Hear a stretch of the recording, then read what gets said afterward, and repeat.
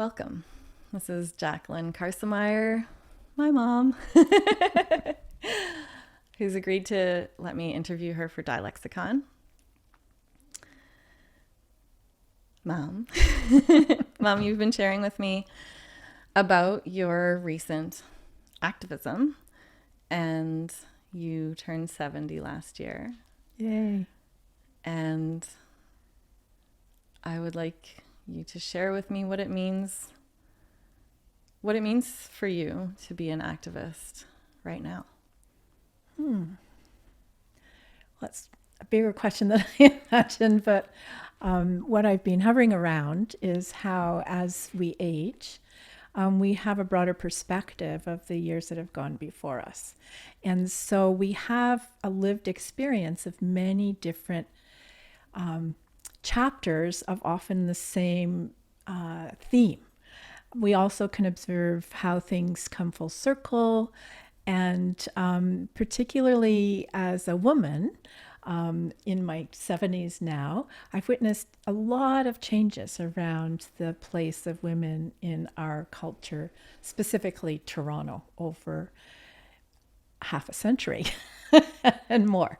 So having been in the parenting full time and passionately, and being a student full time for a while when I did my PhD, and working full time, I've also got those different kinds of activities to move around and reflect on. So as I came to the last lap of my paid employment, I also have always been open to how do we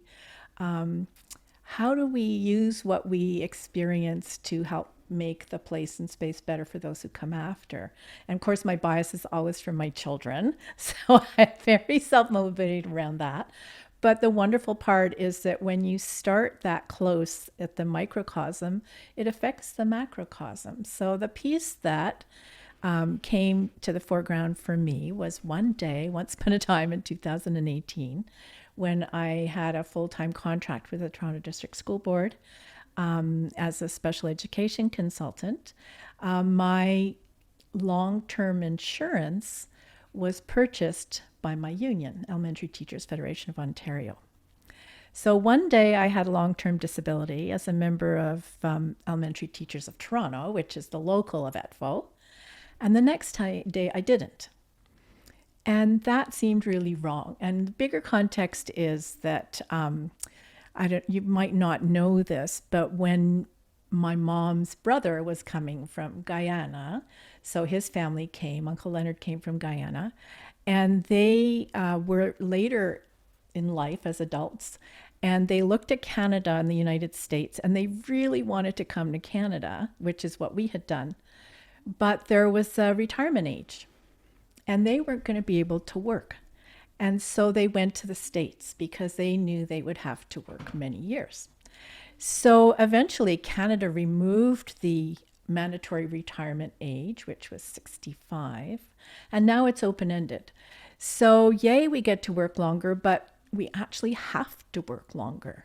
And we know that particularly now in 2023 with the pressures on well, you don't need to go into it. Everyone sort of nods and goes, yeah. And because we live longer, women are also, it becomes a women's issue. We tend to live 5 years longer. And we also tend to be the caregivers in the family for all ages and stages. So all of that converges with, I'm here 2018, one day I have long-term disability insurance and the other I don't. So what? Right? I'm in good health. I'm still in good health. I'm hale and hearty. So what? Well, that's the piece where I was inspired by another teacher reading in the Toronto Star years before about how he, through union negotiations and going to the Human Rights Tribunal, was able to retrieve the additional benefits that within some locals. They used to be negotiated locally, but now they're negotiated centrally by ETFO.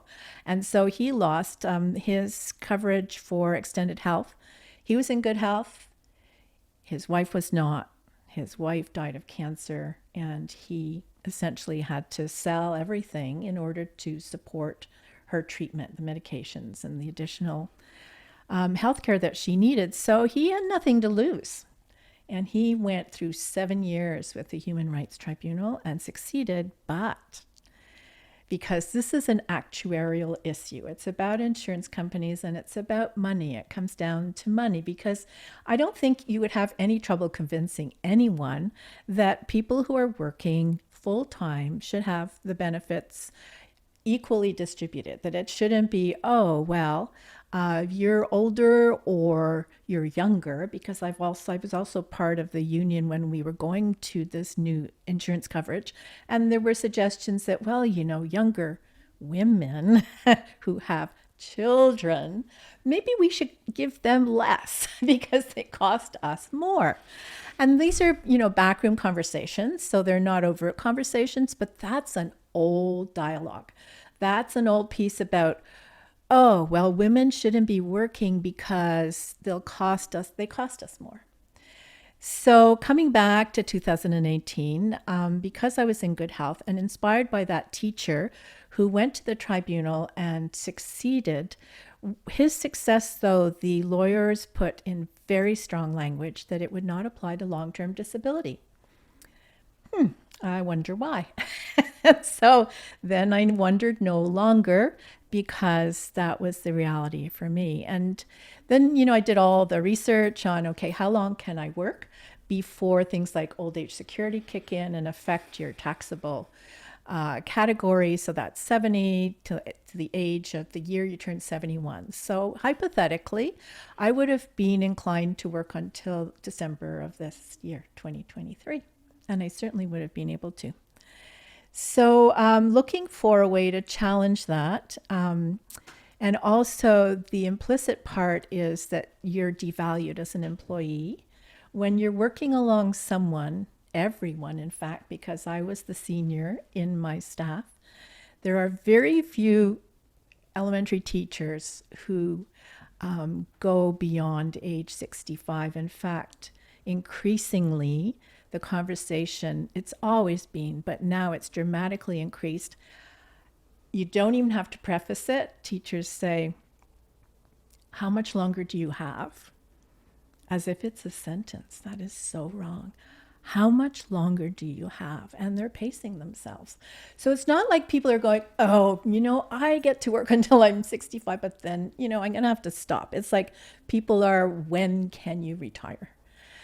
And that's part of the profession and the other circumstances which are related to government cuts, et cetera. So circling back, there is a sense of being devalued when you're not being paid the same, or you don't have the same benefits, rather, as the people that you work with. And there's also a sense of not wanting to take the same risks, because as was recently reported by ETFO, there's a lot of assault of teachers. And so one might be more cautious around students. I worked in special education. I worked in a lot of facilities where students had multiple adults supporting them. And it just makes, it raises your anxiety. So that's part of the dynamic. So then I looked for other folks who might be able to join in a class action suit. Crickets, like crickets. Several people emailed me and said, oh, how can I help? How can I help? But there's no way. Or people will be like, oh, well, I'm 65 now, but there's no way I'm continuing. So in order to make a human rights claim, you have to be directly impacted at the time that you're making the claim. So if you've already turned 65, then and you're not working, then you can't. So I literally could not find anyone else who was over 65 who was still working within Toronto. I know they exist, but it had to be at the elementary level. Mm-hmm. I've observed that there tend to be more people working to a later age at the secondary, but at the elementary, it's very high intensity, mm-hmm, high energy. Mm-hmm. So I decided to go ahead on my own. And with my sister, who was at the time working with the Human Rights Commission in Quebec, she kind of held my hand, because it's really distressing to write. and to kind of share one's vulnerabilities around those kinds of issues. So here we are. I have a claim that's moving forward. And last year when I was working, I developed plantar fasciitis, and ta-da, I exceeded my short-term disability allotment and couldn't walk. So I retired for a number of reasons. One was that if I didn't retire, I would have had no income. It would have been zero, because if you don't retire and you take a leave, then you can't begin your retirement income. So I couldn't afford that.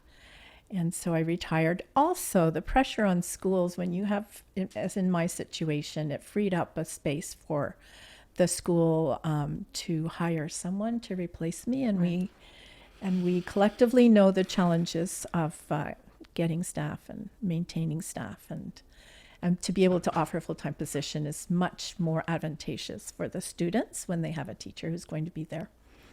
And I knew I wasn't going to be able to. So the piece, I've learned many pieces. One is that the Human Rights Commission directs you, if you're interested, to a legal service, which is pro bono. Mm-hmm. And I was so happy and delighted, and it was such a good match. They were women who got it right away. Mm-hmm. I didn't have to unpack it. And I also read a lot of documentation about the process around human rights. And one of the things I learned is that if you're a senior and you're dismissed for instance, unsound grounds, and you want to bring something, perhaps you're from a racialized group or some other category that's identified as traditionally being disrespected or abused in terms of your rights, and you step forward and you're a senior, seniors die before the cases are heard a lot of the time. And so it's a pretty good gamble if you want to abuse a senior, because they have to be alive to, first of all, put the case together, which is very straining, and then to see it through. So it's now, I think it was 2019, I think I had a year to file, so since 2019. And so a lot of senior-related issues, which ultimately are predominantly women's issues, die with the person when they die. So the relevance to, the initial question around activism is that typically we're encouraged, there's all these little jingles like, what's your bucket list? Before you kick the bucket. And, or see the world now that you have the time. But I've found in my experience that as I age, the world is so precious right in front of you. And so I don't feel I need to go anywhere. Not that I don't want to go anywhere, but that's not the pull. The pull is looking at, and this is something that I continue to learn from Indigenous languaging and perspectives, it's looking at the next 7 generations. And that's the blessing that we've received. And that's a blessing that is really a privilege if we can pass it on.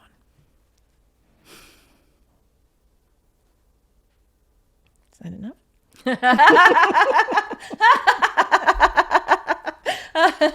Mom, there's 2 questions in a Dialexicon interview. I didn't know that. Okay, I thought I'm so done. I could feel you. I could feel you. Like, I'm coming in. I'm coming to the flying end. it in. I was like, weren't you supposed to ask another question? Maybe I already answered you, because that happens sometimes when you sort of... No, so you've created a landscape, really, and of your journey of bringing the case to the Human Rights Tribunal, not fucking dying. High five. Yeah, totally. I'm going to make you a t-shirt. Yeah. Not dead yet. Yeah. Oh, yeah. Yeah. And so as I listen to you sharing that, what I'm listening for is the Jacqueline Karsemeyer language how you describe that. And I wish I'd put my book here, because I was like, no, I'll be fine. I really wish I had, because I am really good at forgetting things. But the first phrase that emerged for me was, oh my gosh, did I lose it already? Was the place of women. Because you were talking about, your place as a mother. You didn't enter the profession until I was 10. And you talked about, women's labor. And then you talked also about the team of pro bono women lawyers who fucking backed you up and their understanding. But then you also kind of answered the question again. You looped around and you were talking about, so the second phrase that I would put a little star beside is, what's right in front of you. So you choose.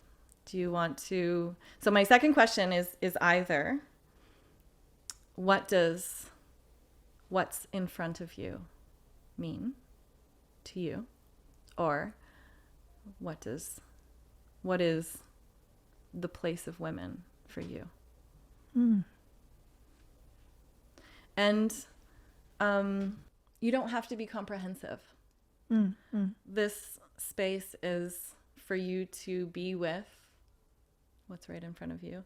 And, I maintain that there's 1,000 different Dialexicon interviews I would love to do with everyone I've ever met.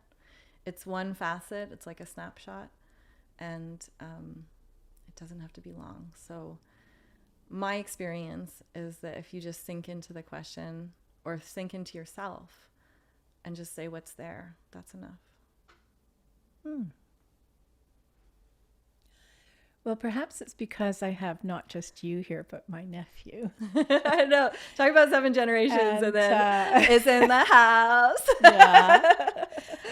And family is, and I'm from a family of 2 sisters, and that I always feel accompanied by my sisters, as well as my parents and my children. But my sisters here hold a special place. So I was thinking about accompaniment, advocacy, and activism as we age. I didn't know those were all the A's, but in thinking about my 2 sisters, I also, driving here today, I've often heard, and I've seen a lot in the media lately, women of my age going, I don't give a fuck. It's like, I don't give a fuck. So, but I don't say that. I really give a fuck. I really give a fuck. Yes. And my sisters are like that too. Yes. And within their circles, they manifest that on a moment to moment, step by step basis. And that has shaped how we've traveled together, and how we continue to travel together, and how we lean on each other. Because they come from it's like 3 rivers converging. And we are stronger as we shoot over the falls and release all this energy. And that's because at times when I felt really vulnerable recently, for a number of things, including this process with the Human Rights Commission, it's my sisters have literally just appeared. And it's not just the words are part of it. It's literally the kinesthetic opportunity to lean on someone. So we're not Zooming. We're actually just journeying together, literally holding each other up. And so my prayer for all of us, no matter what our gender orientation, manifestation in our bodies, is that we have a circle to journey with us, to accompany us, to advocate for and with us, and to join us in activism. That's it. Thank you. Come to the better camera. Come to the better camera. I can think of camera and hugs at the same time. I'll make my old mom get in here.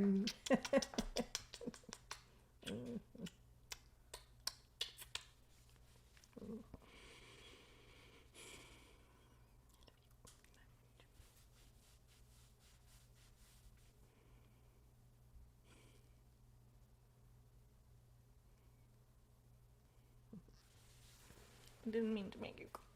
Happy tears. I don't think there's anything wrong with crying. I know, I do. Yeah. You know. Yeah. You see me cry and you're like, huh. I know, it's my job. Right, David? Moms be.